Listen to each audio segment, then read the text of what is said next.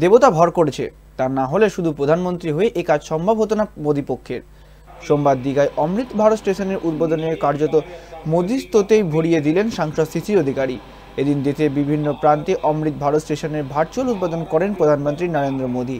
সেই অনুষ্ঠানেই যোগ দিতে দীঘা স্টেশনে সাংসদ শিশির অধিকারী সহ দক্ষিণ পূর্ব রেলওয়ে আধিকারিকরা।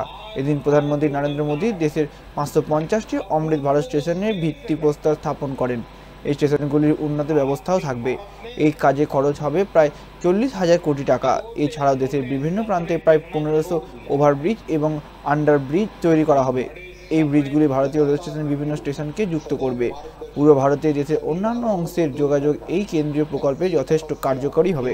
এসবের ব্যাখ্যায় এই অনুষ্ঠানে দীঘায় দেশের প্রধানমন্ত্রীর ভাবনা, কর্মদক্ষতা ভূষিয়ে প্রশংসা করেন। পাশাপাশি দৈব শক্তি সম্পন্ন প্রধানমন্ত্রী হিসাবে মোদীর প্রশংসায় রীতিমতো আবেগোত্তাড়িত হয়ে পড়েন তিনি।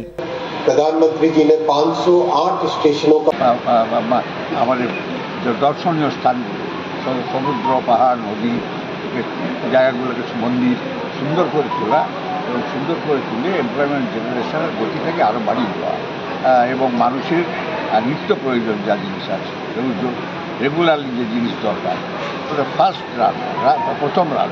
এই দৈব শক্তি ছাড়া কোনো মানুষের পক্ষে সম্ভব বলে আমার মনে হয়নি কোনোদিন। আমরা মনে করি যে আমার উপরে এত দৈব শক্তি ভর করেছে, তাহলে ভারতবর্ষকে এইভাবে টেনে নিয়ে যাওয়া অন্য কোনো প্রধানমন্ত্রীর পক্ষে সম্ভব হয়নি, আর হবেও বলে। আমি তো জিনিস এসব কথা বললে তর্ক, বিবাদ, ঝগড়া, ঝঞ্ঝাট অনেক উঠবে, আমি বলি না।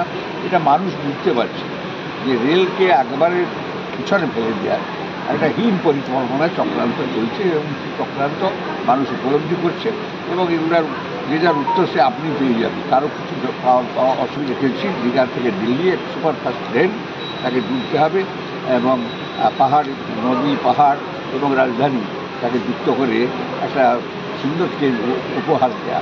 এবার আমাদের যদি ট্রেনে করে যেতে হয় আমাদের 2 দিন লেগে যায়। আমার জনপ্রতিনিধিদের, আমাদের আর অফিসারদেরও আর কি একই অবস্থা।